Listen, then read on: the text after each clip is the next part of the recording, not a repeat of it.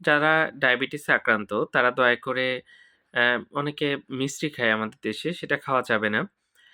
গুড় অনেকে পছন্দ করে এবং বলে যে গুড় তো ন্যাচারাল। এটা খেজুরের গুড় হতে পারে বা আখের অ্যা রস থেকেও গুড় তৈরি করা হয়। এই জিনিসগুলো কিন্তু খাওয়া যাবে না। এগুলো ডায়াবেটিসটাকে খুব দ্রুত অনেক বেশি বাড়িয়ে দেয়।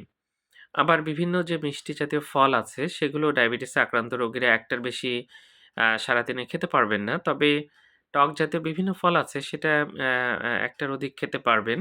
তবে মিষ্টি ফল, আমাদের দেশে অনেক মিষ্টি ফল পাওয়া যায়। এগুলো ১ টার বেশি খেতে পারবেন না। আর ডায়াবেটিসের সবচেয়ে ইম্পোর্টেন্ট যেটা প্রায় মাপতে হবে। যদি দেখা যায় যে কন্ট্রোলে আছে খুবই ভালো। কিন্তু যদি কন্ট্রোলে না থাকে তাহলে অবশ্যই খাবার নিয়ন্ত্রণ করতে হবে, ওষুধ খেতে হবে এবং নিয়মিত ব্যায়াম করতে হবে।